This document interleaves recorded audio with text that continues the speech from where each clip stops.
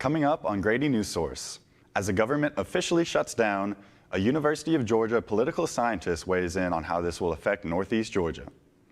We'll take you live to Athens Clarke County Library, where a town hall on vaccines hosted by health officials is about to begin. Did you know that chess and civic engagement go hand in hand? Find out about that story and more on Grady Newsource.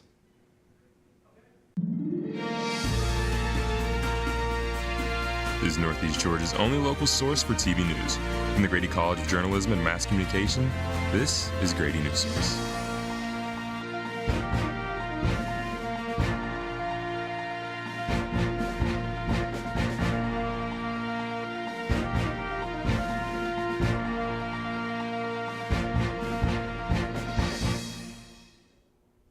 Hello and welcome to Grady Newsource. I'm Derek Oliveros.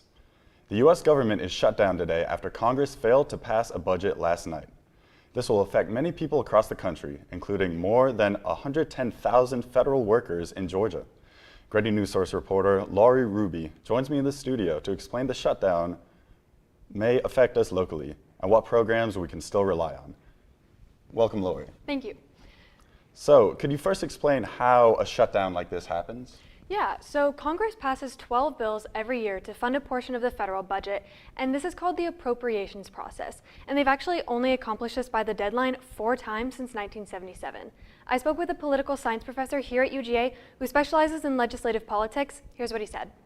So it's a really long and complicated process for us to fund the government every year, and it takes a lot of steps, and we have completed almost none of them. So when that happens and the new fiscal year starts today, there needs to be a temporary bill that funds the government to keep us going until we pass all the steps that we've skipped so far. And so if they don't do that, then the part of the government that's funded through the appropriations process shuts down. It's not all of the government, but it's a big chunk. So who's the main demographic that'll be affected by the shutdown? Our number one concern right now is federal workers. 110,000 people in Georgia are going to be furloughed. Could you explain what it means to be furloughed? Absolutely. It essentially means workers will be expected to come to work as they always do if their position is deemed essential, but they won't be compensated for their time until after the government is back up and running, or they will not be allowed to come to work and also not paid. So like a temporary layoff, what programs can people still depend on that come from the federal government? It turns out a lot of the federal programs that we rely on in our day-to-day lives are actually separately funded. Postal services, Social Security, Medicare and Medicaid all have separate funding and will not be affected. Then what does a road to a resolution look like right now? So Dr. Lynch told me that even he's not sure, and that the shutdown realistically could break the 35-day record set in 2019 by the Trump administration. Both are pretty stuck on what their issues are, and my fear is because of that, this could be a really long one, which is really rough, primarily on these federal workers that are doing really important stuff for us and are either not doing it because they're been furloughed, or maybe more frustrating for them, doing it and not being paid. So I think this is pretty bad. This is really going to negatively affect a lot of people. And we will keep you updated on any new developments in this story that will impact our viewers in Northeast Georgia. The Athens Clarke County Police say they made an arrest in connection with a shooting that occurred downtown over the weekend. The suspect is charged with 3 counts each of aggravated assault and possession of a firearm and commission of a felony. Early Sunday morning, Athens Clarke County Police Department responded to a fight on East Clayton Street. The group was broken up, but reassembled later near Lumpkin Street, where gunshots rang out. 3 teenagers were allegedly shot in the incident and were all treated for non-life-threatening injuries at a local hospital. Anyone with information is encouraged to contact Detective David Harrison with the police department at 762-400-7361. Watkinsville is adding a new layer of safety to Thomas Farm Preserve. The city has installed an emergency call box in the 100-acre park to give visitors a direct line to help if something goes wrong. Grady Newsource reporter Lauren Wright gives us the exclusive. At Thomas Farm Preserve in Watkinsville, more than 100 acres of trails and pastures give visitors plenty of space to explore. But now, there's a new feature here designed with safety in mind. At this spot along the trail, a new emergency call box has just been installed. City officials say that if something were to go wrong, help wouldn't be far behind. Watkinsville Police Chief James Arwood says the call box connects directly to emergency dispatch. This call box does, it actually has a radio inside of it that connects to dispatch. So when you press this emergency button, the red button here, it alerts dispatch, and dispatch will talk to you through here and ask you what your emergency is. This bright blue emergency call box is the first of its kind in the park, and it's already giving hikers peace of mind. Well, you know, you get back here, it's a lot of area out here, a lot of land. You get out here away from everybody else, you feel alone, but to know that that call box is there, I can just hit that red button and I've got help on the way. Each call box is close to $5,000 to install. That price tag means adding more will depend on future funding. Nearby communities ramped up safety after the tragic death of Lagan Riley. That influenced Watkinsville's own decision to act. Chief Arwood says he consulted with nearby law enforcement leaders who had recently increased safety in their own parks. That guidance influenced Watkinsville's decision to install a call box to give the community more peace of mind. I even got to try the call box. Dispatch. Hi, we're just doing a tester. The call box even has a tamper alert to prevent vandalism. I have a tamper alert. You know, I was leaning on it and I talked to myself. I said, oh, I better watch it because it will send an alert to dispatch. If you come over here and try to shake it or damage it, it's going to let us know. Watkinsville hopes the new call box keeps Thomas Farm's 100 acres safe for all who visit. Lauren Wright, Grady Newsource. Some sad news, as renowned conservationist Jane Goodall passed away today.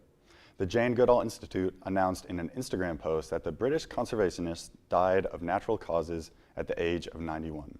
She was known across the world for her research of wild chimpanzees. In Oconee County, work is being done to make sure invasive species stay out of parks. Grady Newsource reporter Lauren Coughlin tells us more about work being done in the county. In Georgia, invasive plant species continue to grow and spread, but some local governments are taking a stand.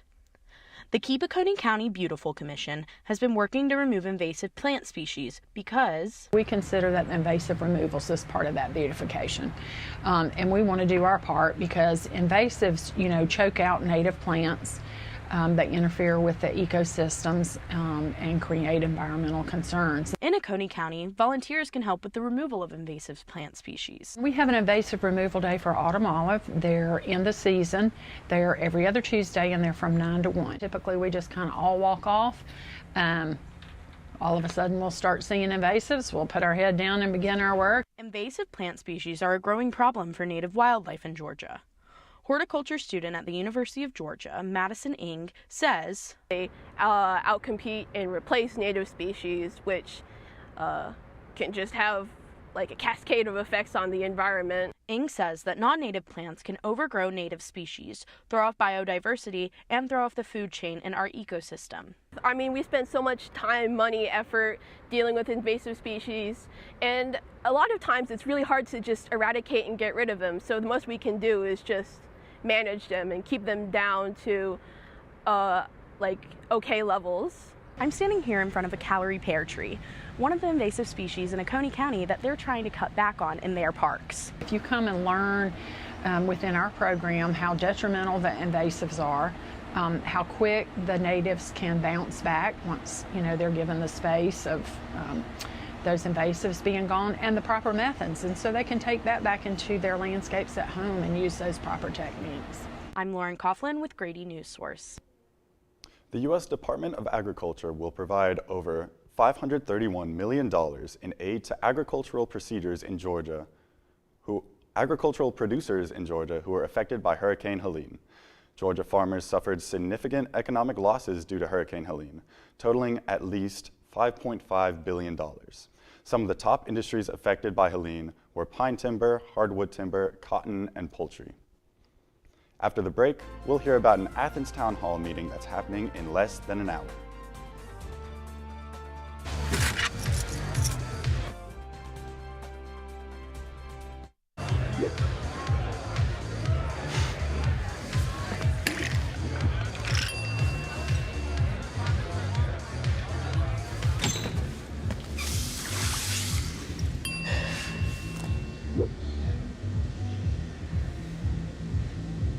If you need to do something to feel okay to drive, you're not okay to drive. Don't drive buzzed. You're home before sunrise. on top of the house, the kids, and our future. The smell of your cooking is our alarm clock. My Shiro's day is never done. So let's start saving a little more now so we can feel prepared for retirement. A free 3-minute online chat can give us the personalized tips we need so we can live our lives to the fullest. Visit aceyourretirement.org. Julie was always a voracious reader. She'd carry 2 novels on an airplane because she'd read one on a 3-4 hour ride. And at some point, I began to notice that she would read a page and couldn't remember what she had just read, and she'd have to go back and read it again. I don't remember much these days after I read, but less does for me, and I love it.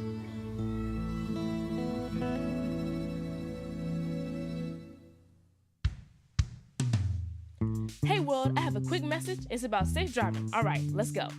Anytime you're driving, have the seatbelt buckled tight. Both hands on the wheel and your phone out of sight. When not in your hand trying to text somebody back. Because if you do, your car might get smacked. The moral of the story, just put your phone down. The people on the road will stay safe and sound. Put your phone down, put your phone down. People on the road will stay safe and sound. Yeah.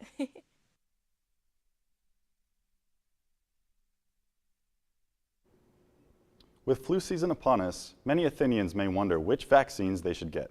Grady Newsource reporter Sophia Stafford is live at an event that can answer this question and more. Sophia, can you tell us about where you are? Derek, I'm at the Athens Clark County Library where in just under an hour Athenians will be gathering for a town hall meeting where they can hear from local experts and researchers in infectious diseases about what vaccines they need this season. I talked to the organizer who told me why he felt that Athens needed such an event. Here's what he had to say. Dr. David Lockman knew he wanted to make a change in his community when his son asked him something he didn't think needed an explanation. I just had a grandbaby,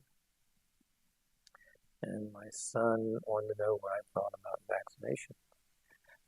So I said, well, just get a pediatrician. The pediatrician recommended shared decision making, and the parents chose some of the vaccines their baby would get. How can people do that? How do you know enough to know if I should take Shingrix or should I take the flu shot? Or what about the COVID? So this 80-year-old physician who practiced infectious diseases in Athens for 15 years decided to plan a town hall. People that are going to help me out are scientists, researchers, who know the molecular part of it. And so I thought we could just share our knowledge with the community. One of the goals is to decrease vaccine hesitancy. Glenn Nowak, the co-director of the Center for Health and Risk Communications, co-authored a study in 2023 about the state of vaccine hesitancy in the United States. You may be reluctant because you have questions. You may be reluctant because you're unconvinced that you should do something. But your hesitancy is basically reluctance. Now, we get worried about hesitancy if it turns into refusal to get a vaccine. Parents typically choose not to vaccinate their children for 4 reasons: religious reasons, personal beliefs, or philosophical reasons, safety concerns, and a desire for more information from healthcare providers, according to the National Library of Medicine. When we talked yesterday, Lockman said he didn't anticipate any of these sentiments, though. I think Athens is a pretty friendly community in terms of science and vaccines. So I expect tomorrow night that nobody's going to throw a tomato at me. Lockman intends to answer any and all questions. But I want to meet the community where they are. Not too many people have started filing in yet, but the organizers expect to see about 100 attendees tonight. That's all I have for you today. Back to you in the studio, Derek. Thank you, Sophia. As the MLB regular season ends, the managerial carousel begins. Several teams that missed the playoffs are already on the hunt for new leaders. Joining me now is Grady Newsource reporter Abby Halpin, who has more on the coaching change close to home. That's right, Derek. This morning, the Atlanta Braves announced that Brian Snitker would not be returning to the team as manager in 2026. The decision came from Snitker himself, who has been the team's manager for 10 years. During his tenure with Atlanta, the Braves went 811 and 668 and took home the World Series title in 2021. A big change for the Braves, Abby. Was there a reason Snitker decided to leave? Well, Derek, the Braves are coming off their first losing season since 2017. Atlanta finished 76 and 86 in a season that was riddled with injuries. But it isn't bad blood between the two. Snicker will actually transition into a senior advisory role with the club and will be inducted into the Braves Hall of Fame during the 2026 season. It's good to hear that Snicker and the Braves are still on good terms. What other teams have managerial vacancies so far? Even though it's early in the offseason for 18 teams in Major League Baseball, the jobs are opening rather quickly. The San Francisco Giants, Minnesota Twins, and Texas Rangers all dismissed their managers Monday, and these vacancies don't even include the teams that fired their managers during the season. Baltimore and Colorado have been on the search for a permanent manager since before the All-Star break in July. With all these new candidates on the market, it's set to be a really interesting hiring cycle this year.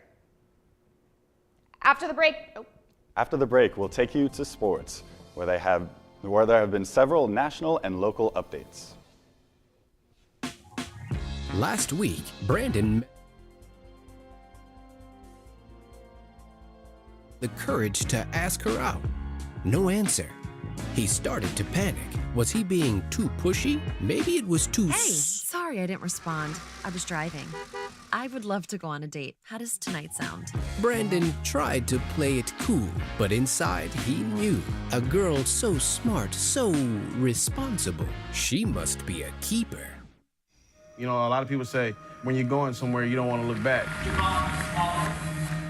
But I beg to differ. For her to see her father celebrate his graduation, it's the best feeling in the world. I can't lie and say it was easy. But sometimes you just have to stop everything and take it in. I looked at everything in a different light. And I realized it started with me going back and getting my high school diploma. Jordan knows he shouldn't eat this entire bowl of nachos, but tonight he's earned that right, because a few hours ago in the middle of happy hour, he recognized a sign, not from the gods or a bolt of lightning, but from a double heart, a kissy face, and a fourth ha in ha ha ha. That's when Jordan knew he was buzzed. So when it was time to go, he got a ride home instead of driving. Be a legend like Jordan. Recognize your buzzed warning signs and get a ride home. Buzz driving is drunk driving. There is a road laid out for me. First night here, but Amy seems cool. Leading down to the river. I am blind, but I need not see. What do you think? I know this road is there for me. If I'm really free, take me down to the river and walk. I am Joshua Malik with Today in the World of Sports. Tyreek Hill, wide receiver for the Dolphins, injured his knee during the Miami Jets game, and it has since been announced that he tore several ligaments, including his ACL. Additionally, Giants wide receiver Malik Neighbors tore his ACL in the second quarter of the game against the Los Angeles Chargers on Sunday. While these teams won their respective games, they are going to have to hustle as both play this Sunday. We wish both players a speedy recovery. Moving on to Canada's favorite pastime, hockey. The Minnesota Wild re-signed Kirill Kaprizov with an 8-year deal worth $136 million, the most expensive in the sport's history. And now to girls flag football. At Clark Central High, the girls flag football team is getting ready for a full season. As you can see behind me, the girls have been working hard at practicing for their game on Monday. Cheryl Pass, the coach of the varsity team, said they're looking to compete for an arena championship and potentially a state playoff run. She also provided this video. That's all I have today in the national and local sports sector. I am Joshua Malik. October 1st marks our first full month of fall and also the first day of outdoor burn season. Reporter Michaela Maxwell has more on how to obtain a permit safely.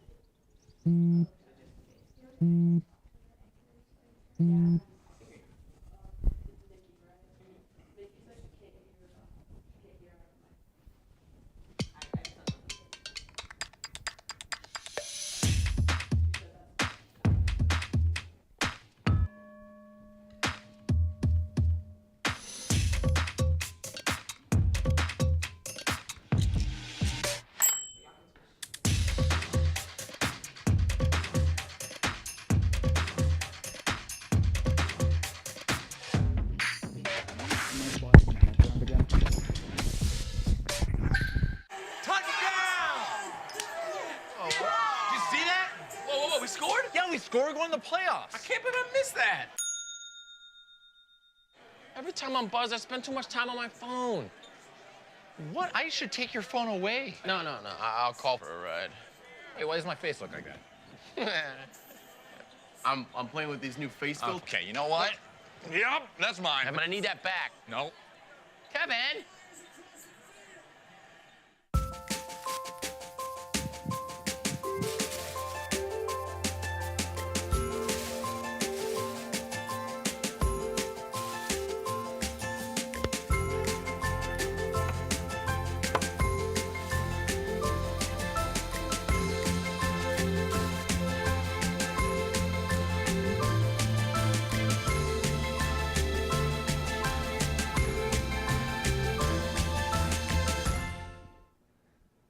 Hello, I'm Michaela Maxwell with a look at your 5-day forecast. Athens enjoyed a lot of sunshine today with a high of 82. This evening, the low will hit 58 with clear skies, and that pattern will stick throughout Thursday and Friday. Saturday will bring mostly sunny skies with a high of 78 and have clouds that come in later, ending our evening with a low of 62. Sunday will reach a similar high of 79 degrees until around 2 p.m. when there's a 20% chance of scattered showers. Today marks the first day of October and the first day the outdoor burning ban is lifted. Many counties will now issue burn permits, but there are a few safety precautions that should be taken before obtaining a permit. Here are some of the things that Barrow County Fire Department encourages citizens to know when getting ready to make a burn pile. That pile can be no larger than 6 foot by 6 foot. They need to have at least 50 feet away from any structure, and at least 25 feet away from any wood line. And they need to be present with it at all times, and a garden hose, some type of water source nearby in case it does get out of control. There are 3 different types of burn permits that can be obtained, and citizens should reach out to their local fire departments to obtain one. For today's weather with Grady Newsource, I'm Michaela Maxwell. Coming up after the break, how a local nonprofit combines chess with civic leadership.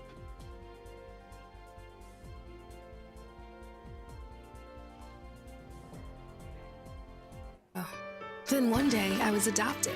My new parents opened their hearts and home to me. My parents cook my favorite breakfast for me every morning. My parents take me on trips I never thought I would go on. They gave me a home and an even better reason to use that suitcase. My parents aren't perfect, but they're perfect for me.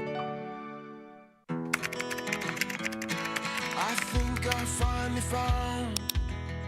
Hey, how you doing? Hey, Mason. Hey, Mason. Got a new house. It's looking pretty cool so far. A place that I call home. I'm teaching Louise how to cook some lasagna. It only takes a spark to make a fire start.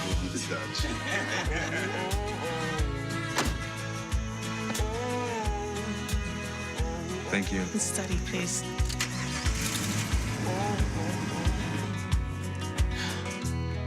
I think I finally found a place to make my own. A place that I call home. This place that I call home. Your home before sunrise. On top of the house, the kids, and our future. The smell of your cooking is our alarm clock. My Shiro's day is never done. So let's start saving a little more now so we can feel prepared for retirement. A free 3-minute online chat can give us the personalized tips we need so we can live our lives to the fullest. Visit aceyourretirement.org. Did you know chess and civic engagement go hand in hand? A nonprofit in Athens is piecing the two together in an unexpected way. Grady Newsource reporter Catherine Young takes a look. When you play chess, it's a lot more that you learn on the outside world, even though you're learning to play chess on the inside world. Chess and Community, a nonprofit organization, creates that inside world for youth in Athens to come together and play chess. So like when I got back into chess, it's like finding something fun for me again, you know? But here, chess isn't played just for fun. It's also a tool used to teach civic engagement. The state of Georgia has low rates of civic engagement compared to the national average. Director of Chess Education and Engagement, David Matthews, says chess is only one thing that they teach. They also expose young members to the civic processes in their community. So we have congressmen that actually speak to the kids, the mayor of each city speak to the children, giving them an idea that the world is a lot bigger than being at home in video games. Executive Director Lemuel LaRoche explains that chess and civic engagement are easily intertwined, saying that chess and government are similar, both made of different pieces that work together and can make great impacts regardless of their position. The idea that a pawn can always transfer, or a pawn can always become something greater. You can become the mayor, you can become the commissioner. However, LaRoche says his organization can only do so much. The community must also work towards better civic engagement. The reality is we can do this all day long, but then, we always say at the end of the game, the pawn and the king goes in the same box, right? LaRoche emphasizes the importance of parents and community members joining the effort in educating their youth about civic engagement. Chess and Community continues to grow educated young leaders, all while playing an intense game of chess. I'm Catherine Young with Grady Newsource. So Catherine, how did you come across Chess and Community? So when I was in the community talking to people in Athens, they noticed a big issue is a lack of civic engagement. People aren't voting locally, they're not attending town hall hearings, and they're not talking to their commissioners. So I looked at organizations trying to combat this. I ran across Chess and Community. And I don't know a lot about chess, but even I knew that they didn't seem to interlap very much. So I attended this event, and they explained it really well, like all the pieces on a chessboard, like they have different roles, the king and the bishop don't do the same thing, but they all work towards the same goal. So it's very similar to like the interlocking systems of how our government works. So I left the event knowing more about chess and also more about civic involvement. That's awesome. Thank you all for watching today's edition of Grady Newsource. We'll be back on Monday, October 6th for more. I'm Derek Oliveros, and this has been Grady Newsource.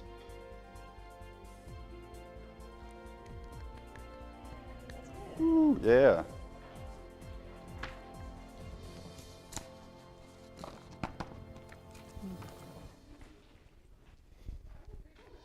Thank you.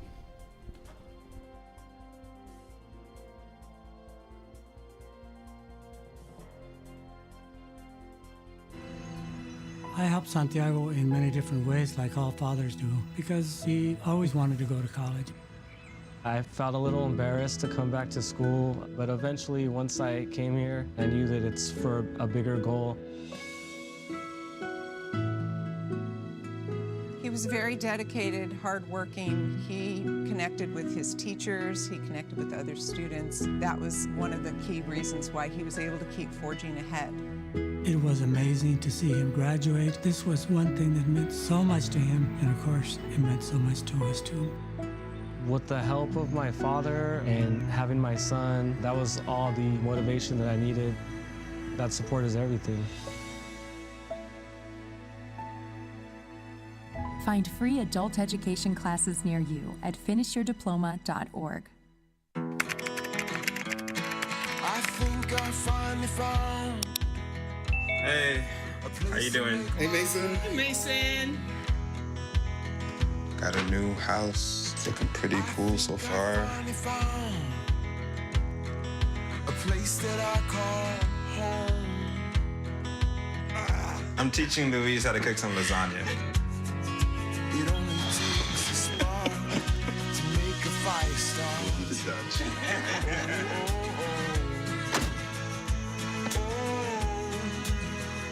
Thank you. Study, please.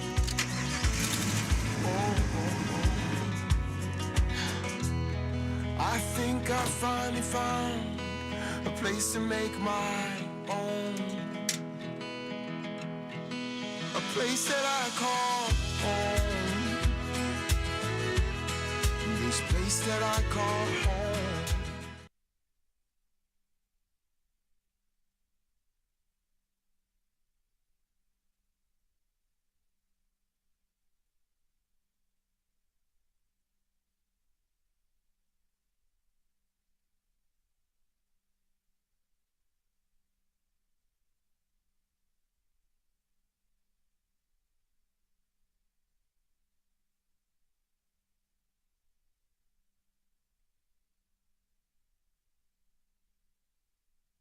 Energy, great package. There was one thing only I noticed to tell you. Yeah. Oh, we're live. I will tell you. Suspense. Very nice. You need to head out. Okay. I'm gonna go cover the town hall actually. So Okay, go. Okay. Good luck. Excellent job.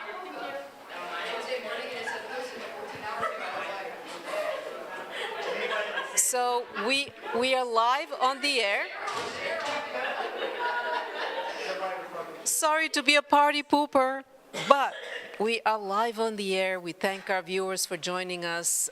We are in good spirits, even though this morning we didn't quite expect to be in good spirits because we had 2 people who were sick, so we were 2 people down. We didn't know if we'll have enough content. It turned out we had more than we needed. So that was a wonderful day, lots of creativity. We tried new things in the studio, and people got a chance to do some quite unusual presentations we hadn't tried before. Really, really proud of you. Really thank all of you for putting in the extra effort and making this show just wonderful and just moving right ahead and trying new things and making strides with every show. I just want to commend our producer, Caleb. This is his first show. He's a natural. He's a natural, and I think he enjoyed it, although he wasn't sure this morning at 9 o'clock. But he was thinking through things that a professional producer was thinking, and I really commend him for doing an excellent job, and I hope you will consider if, you've got many talents, but you're good at that, and I really appreciate everything you did and how you worked with everyone.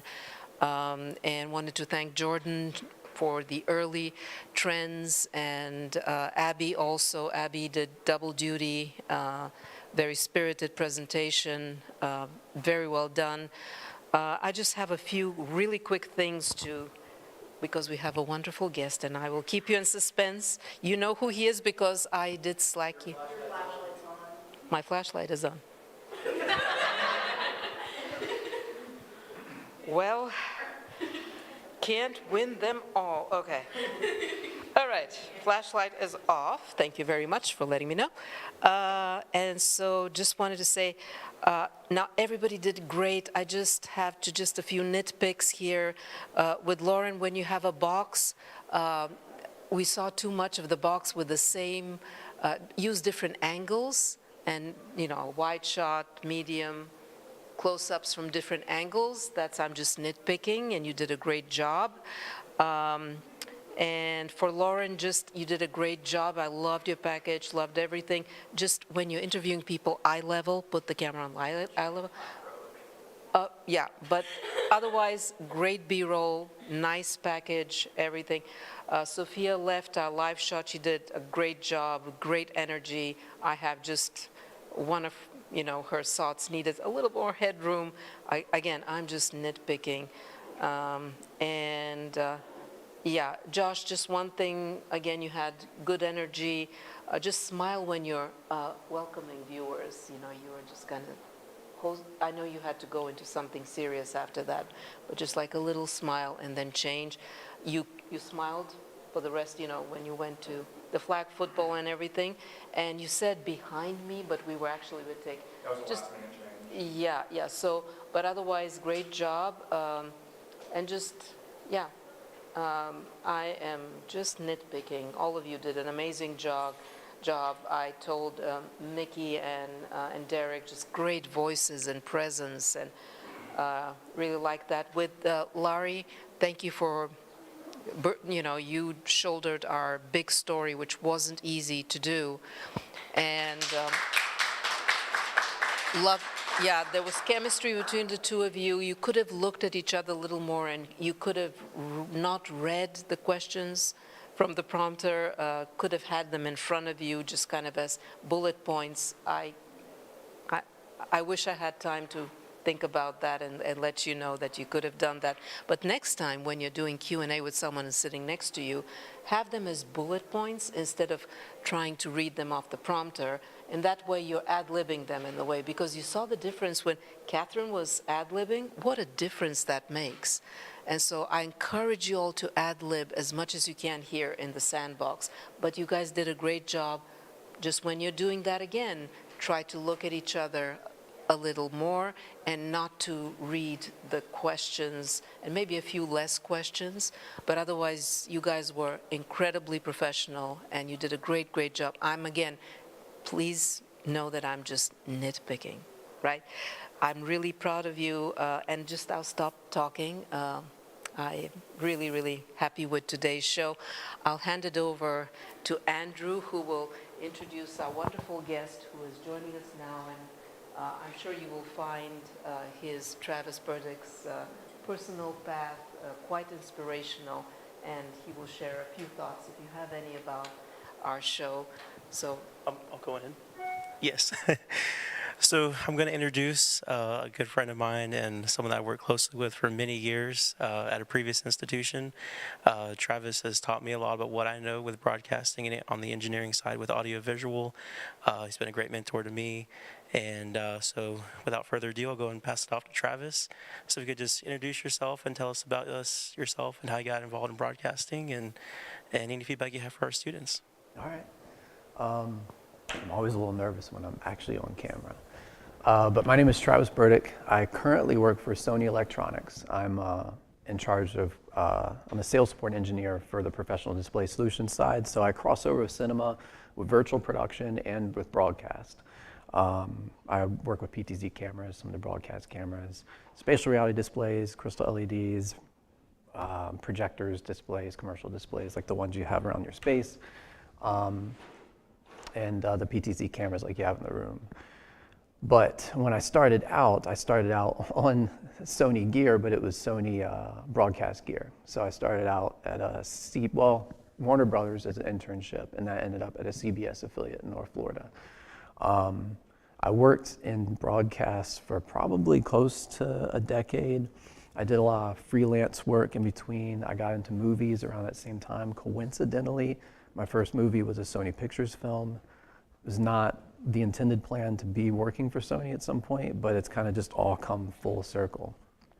And I worked in higher ed for about 10 years, which is where I met Andrew. He was my first student worker at University of North Georgia. I was able to get my master's degree there, and then after that was when I got encouraged to apply to Sony Corporate, and which is where I'm at now. So the cool thing. Interesting what you're sharing is how many professions you can have in this industry. Yeah, that's because we were talking about that earlier. So many professions in this industry. The cool thing is nothing I've done in life would have happened if it wasn't for working in broadcast.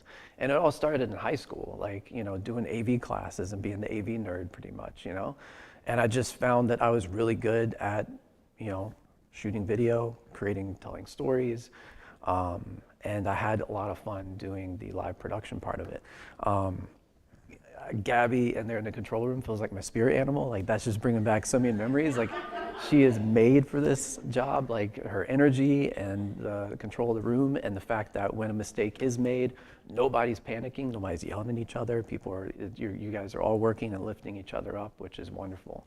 But yeah, I mean, the skills that you're learning now are going to come in handy for everything. Everywhere you go, whether it's a corporate job, higher education, a political job, a PR job, a marketing job, or if you stay within journalism or film or entertainment, like, these skills are going to be beneficial to everything.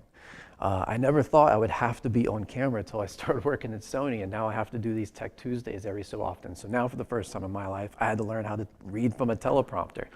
So I've been practicing at home, like reading from a teleprompter to get better and get more natural at it, and that being on camera.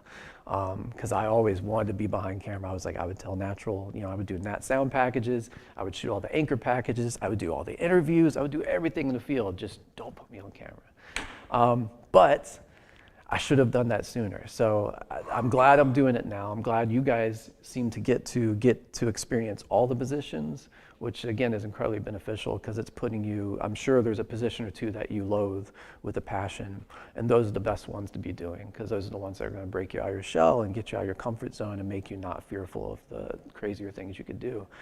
The other element is just like when you go out in the field and the interaction with the public, every job I've ever interviewed for, even in higher ed, there's always the question about like, hey, are you okay dealing with high profile special guests, or like, you know, working with directly with the president, whether it's of a university or of a company or a CEO or military type,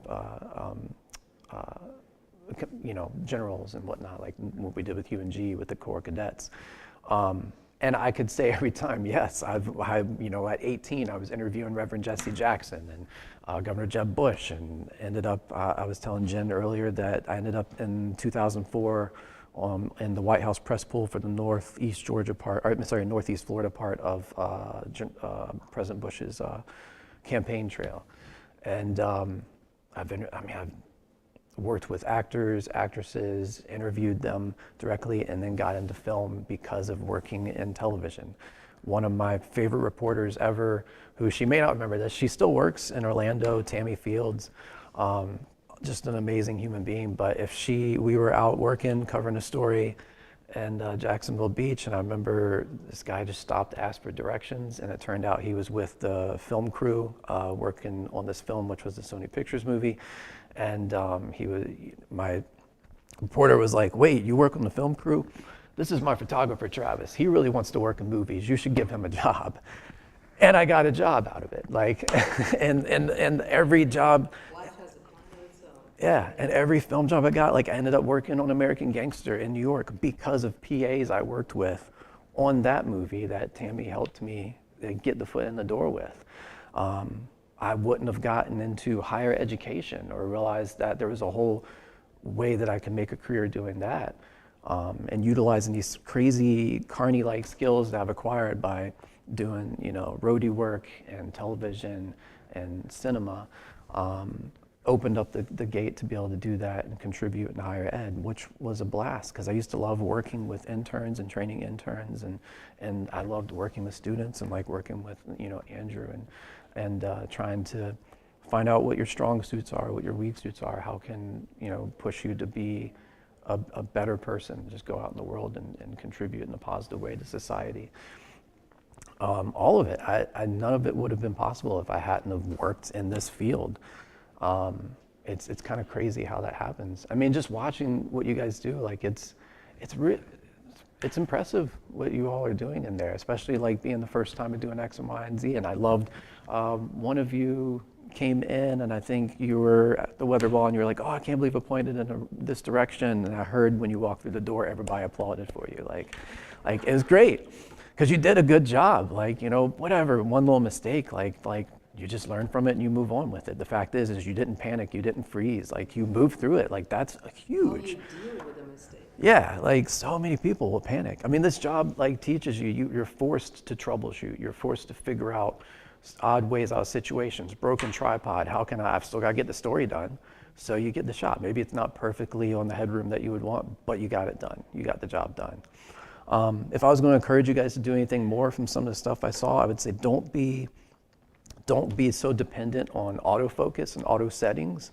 Don't be afraid of your manual settings and playing with them and trying out some rack focuses and getting, you know, I know some soft focus and some shots, and that's probably just because of the autofocus. And play around with the meters on your cameras that help guide you and tell you, you know, how to get, you know, when you're in focus or out of focus, or how to set a back focus. And that way when you zoom all the way in, focus in on like the nose or eye, and you pull out, every shot you get, you know, wide medium close up is going to be, you know, in focus.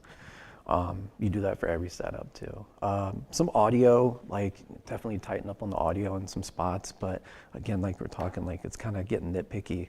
The beautiful thing is that the idea is to not commit the same mistakes multiple times. Like each time you make that mistake, make note of it and be like, okay, next time I won't make that mistake. Now, sometimes you're going to be tight for time. People call in sick. Something changes. I mean, I've heard from Andrew that you guys have had to deal with breaking news in here. When you get into breaking news, that's a whole new beast.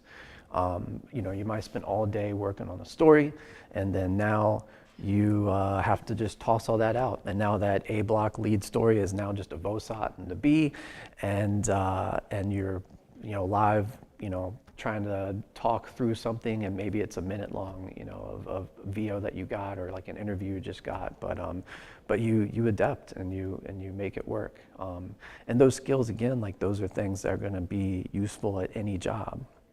I kind of joke with some of the people. I work with another person who's a product manager with Sony, and he used to work in journalism. And in higher education, I've worked with a few people who used to work in journalism. And we both kind of look at each other when people are stressing out over some, you know, I guess they're not always mundane things, but to what we're used to working at, like especially when you're in the broadcast field, it's a different kind of stress. You're in like a different kind of deadline. And you kind of just are like, you know, I can deal with it. Like, I'm not too worried about this because I've been through crazier, like, and I've still come through. Every crazy situation that you could possibly have. So when you go out in the real world, nothing will scare you. You've been there, done that. Yeah. Yeah. It's well, and again, Gabby said it while she was in there, like, oh, it's an adrenaline rush, like while you know, guiding through the show, like all of this can be an adrenaline rush, and it can be fun, and I think the key important things to learn, at least, you know, because I mean, it's also a crazy and dangerous world out there in this profession. So, you know, while the adrenaline keeps you going, and you might have your focus, and you're like, I need to get this shot, I need to get this interview, I've got to get this story on, you still have to maintain that sense of awareness of your surroundings, who's around you, who or what direction, you know, could there be a threat coming from while you're still doing your job, and also maintaining the fact that, like, when you're dealing with breaking news, usually they're tragic stories. Like, you are multiple times a day sometimes talking to people on what probably could be the worst day of their entire life, and like not forgetting that and remembering that, you know, yes, you have a story, you know, a job to do, but these people are also, you know, human beings, and to be, you know, treat people with empathy and treat people that way. You know, it's not just another story for your demo reel.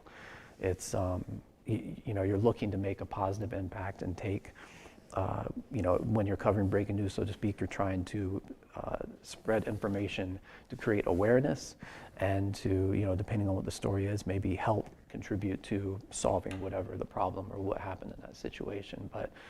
But no matter what, there's gonna be crazy people out there, and they're going to come up to you. They will, and you just have to be aware of it, and look out for one another. Like, it's tough because, you know, a lot of stations now, you don't always have a photog with you. You don't always have an engineer with you. Sometimes you're out there doing the live shot, the reporting, the editing, everything by yourself. So you have to be as aware of your surroundings as much as possible. And don't be afraid to push back when you know something doesn't add up or something's not right.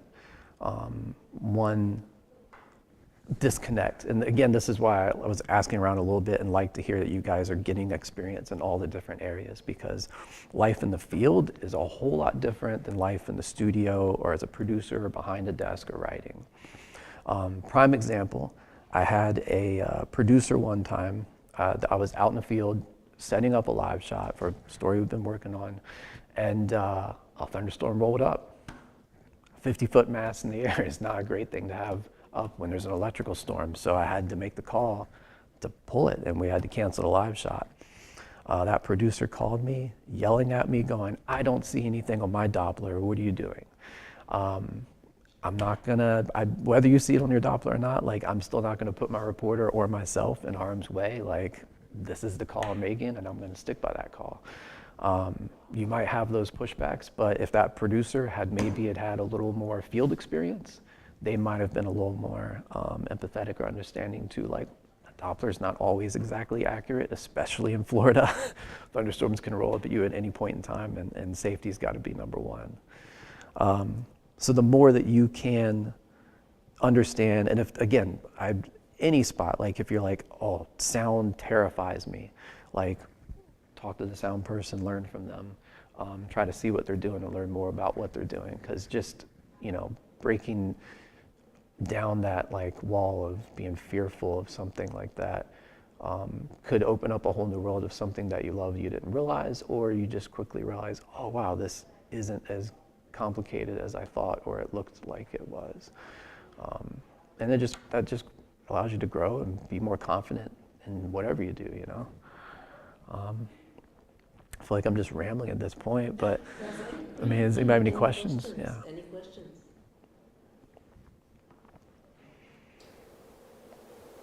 You almost said something. There are no stupid questions.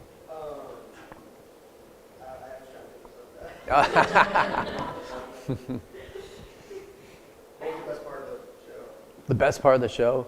Well, for me, being... He's fishing for compliments. So, I mean, just for me, the experience is the behind the scenes, like being in the control room, the energy and the level and everything that's happening that you don't see what's happening. Like, that's the best part to me, like that kind of energy.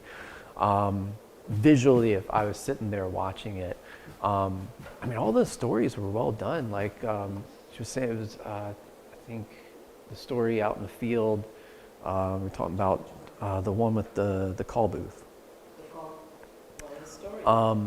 Yeah, like it looks good. Like, it's just now add to it. Like, you know, tell a little, like, you know, get a few more. Like, I used to call it, my rule is 3-shot sequences and a creative shot, because you're working within a time, or with breaking news. You like, I know I need these 3-shot sequences because I need a 30-second VOSOT, or I need enough film to fill the holes in my package. But I want to fit in something creative or something that steps it up, whether it's a really unique stand-up or just some unique creative ways of looking at something that are appropriate to the story you're telling. So try to think in that 3-shot sequence, like every setup you do, even if you have time and then you're like, I may not use that medium or that close-up shot, still get it. It's called coverage.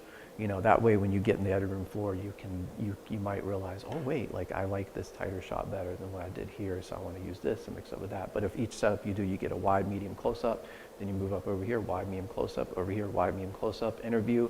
Okay, let me get a wide, a medium, a close-up, and then, oh, I got time, I'll get this downward angle shot of them talking or whatnot, or the person I'm talking about walking through frame and exiting frame, so I can show that and then not having to jump cut when it goes to them, you know, talking.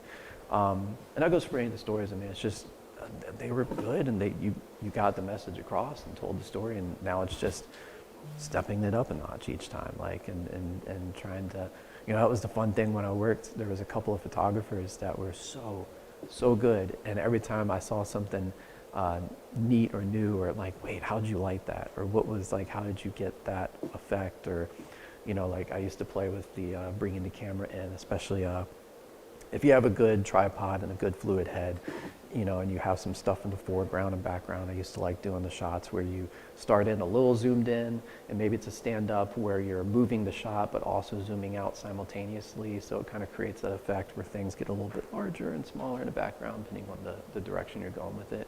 But it just adds an interesting move to it. Gosh, I could go on and on this stuff, but... We need that. I love the thing that, you know, that you said, those 3 shots and thinking in sequences.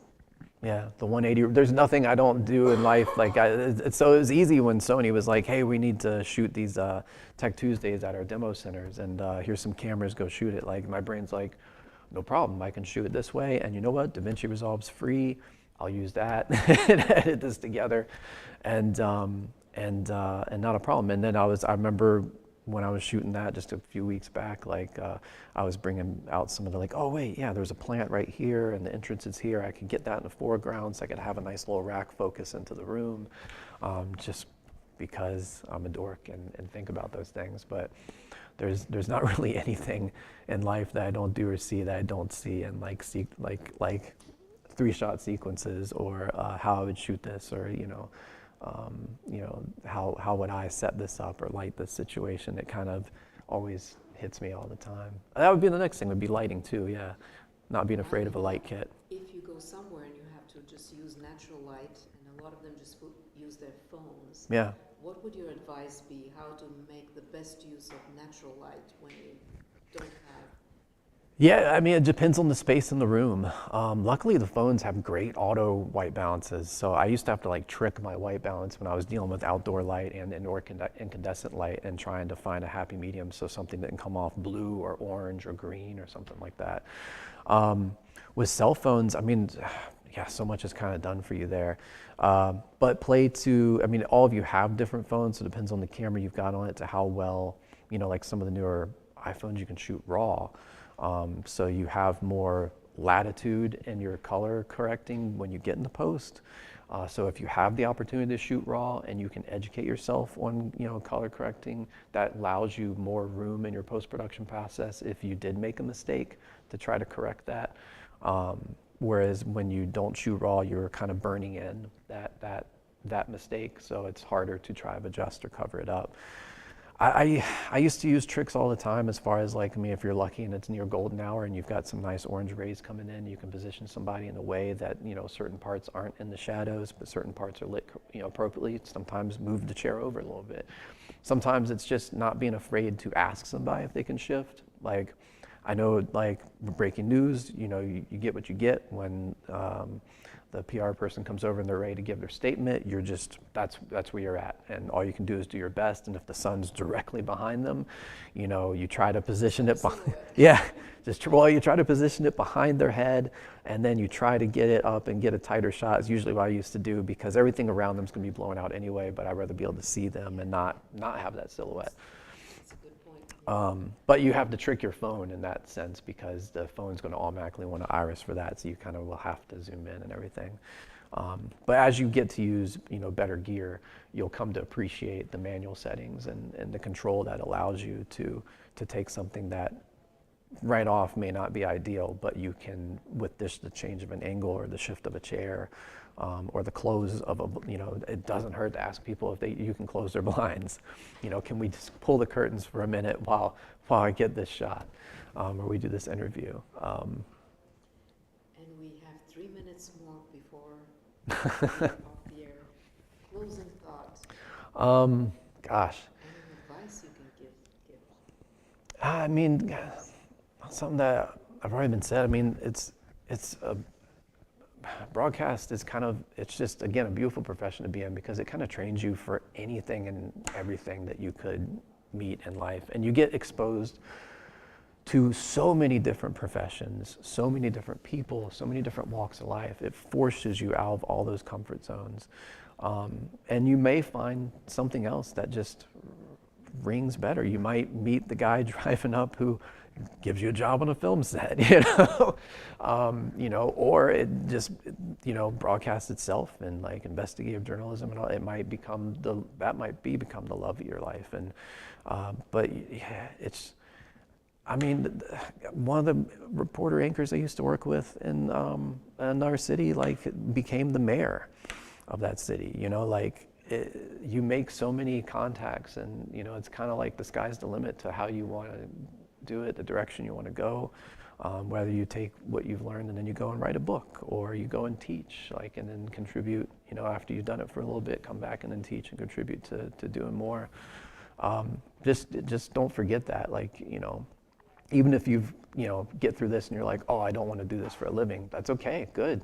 That helped you weed out what you don't want to do, but you've acquired all these skills that you can then apply and put on your resume that will help you get other jobs because everywhere needs somebody who's okay with being on camera, or okay with writing something, or doing something marketing, or something that looks really good on LinkedIn that's going to get somebody's attention, or whether it's a company or even in higher education, marketing. I mean, you name it. Those skills are needed everywhere. But yeah, my number one thing is just don't forget, in this profession in general, you're working with human beings, who have feelings and have lives, and you both have, you have a job to do and whatnot, but also just don't forget that they're human beings, and that, people go through tough things, and just, Great note to end, and we really appreciate you spending this time with us. Yeah, no problem. Thanks for having me.